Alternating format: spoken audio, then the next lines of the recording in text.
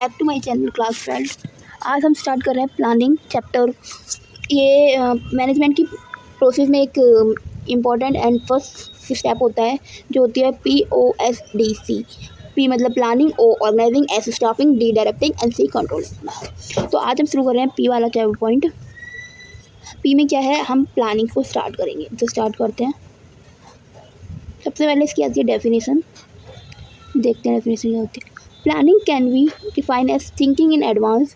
सोचना एडवांस में, पहले ही सोचना, करने से पहले क्या करना है, कब करना है, कैसे करना है और किसके द्वारा करना है, मतलब कौन करेगा। तो इसमें 3-4 क्वेश्चन के पॉइंट होते हैं। वो है, वेट अ मिनट गाइस, इसमें पॉइंट होते हैं क्या करना है, कब करना है, कौन करेगा, एंड लास्ट वन इज कैसे करना है। ठीक है, कब करना है, क्या करना है, कैसे करना है, कौन करेगा, ये सब प्लानिंग इन सब चीज़ों का आंसर देती है। तो फ्यूल के अकॉर्डिंग क्या डेफिनेशन होती है। Planning is checking out, wait a minute guys. तो क्या बोलते हैं Fayol, planning is checking out sorry plan of action को करती है, मतलब द रिजल्ट एंड विजेंट in the line of action to be followed, the stage to go through, the method to be use. मतलब कि प्लानिंग हमें ये बताती है, हमें प्लानिंग मतलब हेल्प करती है कि ऑब्जेक्टिव को अचीव करने में जो पहले इनिशियल स्टेप लिए जाते हैं उनको बोला जाता है प्लानिंग। फॉर एग्जाम्पल हम ऐसे लेते हैं कि वेट अ मिनट, यहाँ पे लेते हैं, एक है चिंटू एग्जाम्पल के लिए। इसके एग्ज़ाम है, मान लीजिए मार्च में होते हैं नॉर्मली, मार्च में इसके एग्ज़ाम क्या है, एग्ज़ाम। ठीक है, तो अब क्या हुआ, चिंटू जो है वो परेशान हो रहा है बहुत ज़्यादा एग्ज़ाम को लेकर कि मैं कैसे करूँगा या फिर वॉटेवर, कि मैं कैसे लिखूँगा, मेरा सिलेबस भी अभी कंप्लीट नहीं है। और चिंटू है, मान लेते हैं क्लास 11 में। तो अब चिंटू को क्या करना पड़ेगा, प्लान बनाना पड़ेगा ना कि मुझे कैसे कैसे किस सब्जेक्ट को कैसे लेके चलना है, किस सब्जेक्ट को कैसे लेके चलना है, जो कि मेरा मार्च तक सिलेबस कंप्लीट हो जाए और रिवीजन भी हो जाए। इसको लेके चलना पड़ेगा चिंटू को। तो चिंटू जो बनाएगा तो इससे टाइम टेबल बना लिया कि मेरे को इस टाइम पे ये पढ़ना है, इस टाइम पे ये पढ़ना है, इस टाइम पे ये पढ़ना है, और मेरा सिलेबस जो हो जाएगा वो जनवरी तक कंप्लीट हो जाए, जिससे कि मैं फरवरी और मार्च में पूरा अपना रिवीजन कर सकूँ। या फरवरी जैसे भी एग्ज़ाम मार्च में है मान लेते हैं स्टार्टिंग में, तो ये उसने प्लान बनाया ना, ब्लू प्रिंट बनाया ना अपने एक्शन का कि मैं कैसे कैसे एक्शन लूँगा, मतलब एक्शन मतलब कैसे कैसे करूँगा काम को, जो कि मेरा मेन ऑब्जेक्टिव पास हो जाए। मतलब इसका मेन ऑब्जेक्टिव क्या था, पास हो जाए। और कंपनी का क्या है कि वो जो भी होगा तो उसमें उसको अचीव करने के लिए कैसे कैसे स्टेप्स करने हैं वो हमारा प्लानिंग में डिसाइड होता है। ठीक है, तो उसी के ऊपर ये चैप्टर है, तो आगे बढ़ते हैं। अब डेफिनेशन पढ़े, इंपॉर्टेंस क्या होते हैं प्लानिंग के, उसके बारे में बात करेंगे।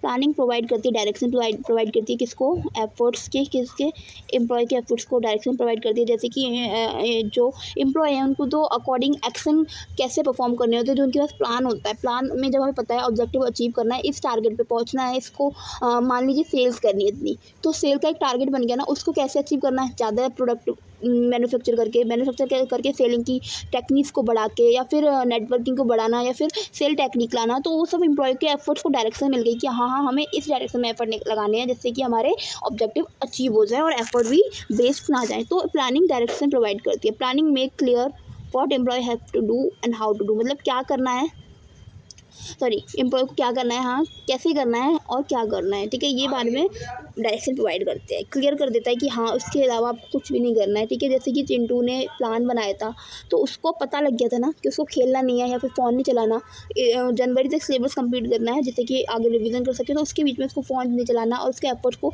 डायरेक्शन मिल गई कि हाँ मेरे को इस टारगेट पे इतना कंप्लीट करना है, इसको सब्जेक्ट को इतनी इंपॉर्टेंस देनी है। तो उसने टाइम टेबल जब बनाया तो उसको डायरेक्शन पता लग गई। ठीक है, तो उसके डायरेक्शन को, उसके एफर्ट्स को डायरेक्शन मिल गई। जब वो पढ़ता ही रहता उसका कोई वो ही नहीं था, अरे सिलेबस हो जाएगा एक दिन, एक बुक को, एक चैप्टर को लेके एक दिन बैठे ही है पूरे दिन, तो उसको उसके जो एफर्ट्स है वो वेस्ट ही जाते, टाइम वेस्ट होता और एफर्ट भी वेस्ट होते। तो अब second one is the planning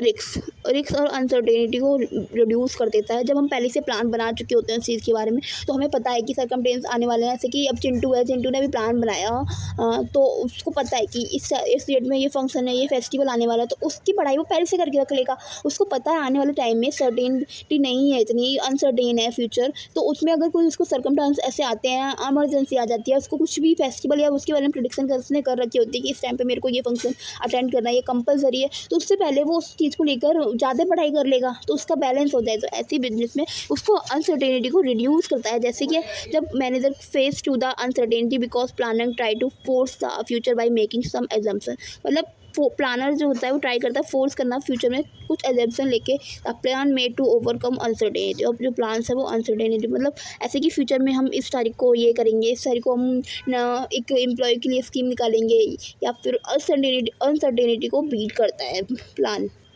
जब हम प्लान कर लेंगे तो हम बता दें, अब जैसे कि अब बारिश का मौसम आएगा तो हमने पहले से प्लान कर लिया कि बारिश के मौसम में ये सब चीज़ें बिकेंगी। बारिश ज़्यादा पड़ेगी कम पड़ेगी इसका कोई हमें पता नहीं है ना, और हमने पहले से एजम्पशन बना के रख ली कि बारिश के मौसम में अम्ब्रेला वगैरह या फिर रेनकोट वगैरह बहुत ज़्यादा बिकेंगे। तो उस चीज़ का हमने मैन्युफैक्चर की रॉ मटेरियल वगैरह को कर लिया, तो पर अभी पक्का नहीं है, पर प्लानिंग को ऐसे हमारा एजम्पशन लेके होती है। Planning reduce overlapping and wasting, मतलब ओवरलैपिंग और वेस्टफुल एक्टिविटीज़ को रिड्यूस करता है। Planning evaluate the alternative use of available and prospective resource of business and make their most appropriate use। मतलब एक ही काम को दो दो नहीं करके, अब प्लानिंग हमने जब कर ली कि ये काम ये करेगा, ये काम ये करेगा, स्टाफिंग का ये करेगा, मैन्युफैक्चर का डिपार्टमेंट ये संभालेगा, सेल्स का ये संभालेगा और क्रेडिट सेल का ये संभालेगा, तो हमारा अब ओवरलैपिंग नहीं होगी ना एक्टिविटी। जब प्लान को हमने पहले से प्लानिंग कर ली, एक्टिविटी डिवाइड करते कि मैन्युफैक्चर के डिपार्टमेंट को ये संभालेगा, सेल के डिपार्टमेंट को ये संभालेगा, तो जिससे कि ओवरलैपिंग नहीं होगी किसकी, एक्टिविटीज़ की या फिर रिसोर्सेज की, उनका एप्रोप्रिएट यूज़ हो जाएगा कि हमने सारी एक्टिविटीज़ को डिवाइड करते कि ये वाले डिपार्टमेंट को संभालेगा, ये तो प्लानिंग पहले कर दी, और इमरजेंसी भी डिसाइड की कि अगर ये एब्सेंट होता है तो ये संभालेगा, तो इसमें ओवरलैपिंग नहीं होगी। ठीक है। Planning promote innovative idea plan, मतलब प्लानिंग प्रमोट करते क्या है, इनोवेटिव आइडियाज़। कैसे? प्लानिंग रिक्वायर हाई थिंकिंग, मतलब हाई थिंकिंग जरूरी होती है। जब प्लान करते हैं हम तो बहुत ज़्यादा सोच कर बनाते हैं ना, ऐसे ही थोड़ा ना कि नॉर्मल बैठे हुए बना दिया, नहीं, हमें बहुत सारी चीज़ों को माइंड में लेकर तब बना। इंटेलेक्चुअल प्रोसेस होता है, इसमें बहुत थिंकिंग लगती है, जैसे कि जो मैनेजर है उसकी सोचने की पावर बढ़ती है, प्लानिंग करने की पावर बढ़ती है, जिससे कि वो इनोवेटिव आइडिया इनोवेट कर पाता है। ठीक है।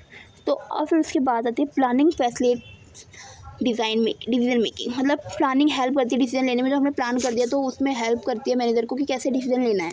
Planning help manager to look to future को देखने में और make a choice from amongst various alternative course of action. बहुत सारे कोर्स ऑफ एक्शन हैं, उसको अचीव करने में, उनमें से एक सोचने में, एक को अडॉप्ट करने में हेल्प करती है प्लानिंग। जैसे कि जब हम प्लान करते हैं तो बहुत सारे ऑप्शन होते हैं हमारे पास, ABC, जो मैनेजर होता है उनमें से एक को अडॉप्ट करने में हेल्प करती है, जिससे कि उसकी थिंकिंग पावर बढ़ती है, डिसीजन मेकिंग पावर बढ़ती है। Planning establish standard for controlling, planning establish करती है क्या, स्टैंडर्ड। जैसे कि प्लानिंग में हमने डिटरमाइन कर लिया कि हमें सेल को बढ़ाना है, तो अगर सेल उस तक नहीं पहुंची तो उस पर जब हम कंट्रोलिंग करेंगे तो उसके लिए स्टैंडर्ड बना दिया कि हाँ अगर उस तक नहीं पहुंची तो हमें क्या एक्शन लेने हैं, तो controlling. It is a pre determined goal को हमने तय कर लिया प्लानिंग में कि उसको अचीव करना है, विच एक्चुअल परफॉर्मेंस कंपेयर की जाती है कि इतना गोल था और हमने कितना परफॉर्म किया, तो उससे कि कंट्रोलिंग करने में हेल्प करती है।